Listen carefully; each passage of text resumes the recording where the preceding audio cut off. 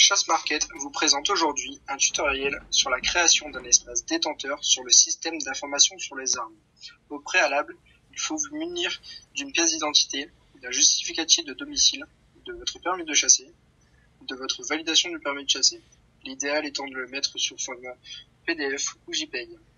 Ensuite, rendez-vous sur le site internet www.sia.detenteur.intérieur.gouv.fr. Vous retrouverez également ce lien dans la description. Une fois sur le site internet, sélectionnez le profil chasseur.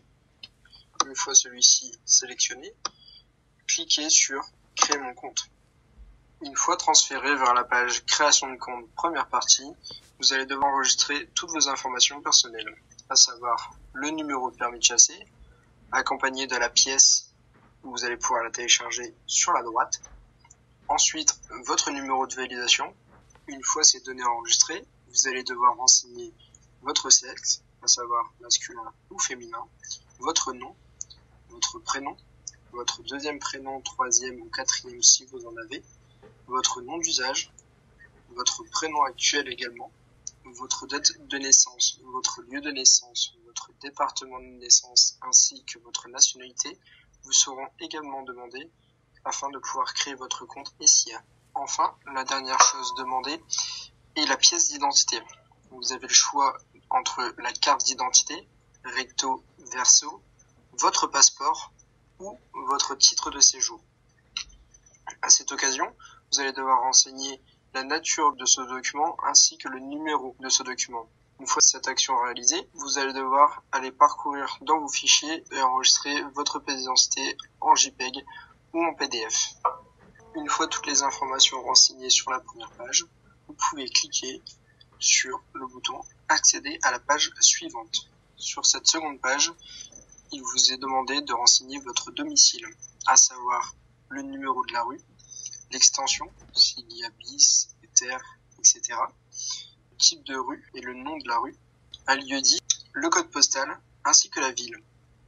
Ensuite, un justificatif de domicile vous est demandé. Parmi les listes déroulantes, vous allez devoir choisir entre une facture EDF, etc., etc. Une fois cette pièce enregistrée, vous allez devoir renseigner vos coordonnées, à savoir votre adresse mail, votre numéro de téléphone portable et votre numéro de téléphone fixe si vous en avez un. Il vous est également demandé de renseigner votre numéro SIA s'il est déjà créé. Par exemple, si vous avez acheté une arme en 2021, l'armurier qui a certifié la vente vous a créé un numéro SIA.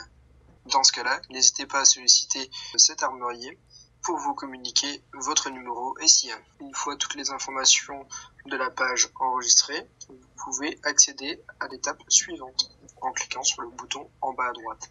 Sur cette troisième page, il vous est demandé si vous possédez une résidence secondaire. Si vous en possédez une, c'est exactement le même principe qu'à l'étape 2.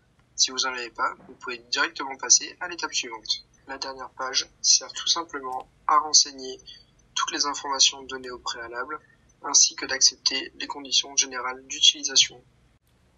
Pour accepter les conditions générales d'utilisation, il vous suffit tout simplement de scroller les conditions générales et de cocher la case qui figure tout en bas sur la gauche. Une fois cette étape réalisée, on vous demande d'aller dans votre boîte mail afin de cliquer sur le lien qui y figure pour confirmer et valider votre création de compte SIA. Une fois le lien ouvert, on vous demande de renseigner tout simplement un mot de passe. Ensuite, on vous demande également de renseigner des réponses à des questions que vous choisirez si vous perdez un jour votre mot de passe. Une fois avoir validé votre mot de passe ainsi que les questions demandées, cliquez sur Valider. Une petite fenêtre s'ouvre et cliquez sur Télécharger en PDF. Une fois le PDF téléchargé et ouvert, imprimez-le ou enregistrez-le bien précieusement. Votre numéro SIA sera renseigné ainsi que votre identifiant de connexion qui vous servira à vous connecter. J'espère que cette vidéo vous aura plu. N'hésitez pas à nous retrouver sur notre site chassemarket.com en scannant le QR code.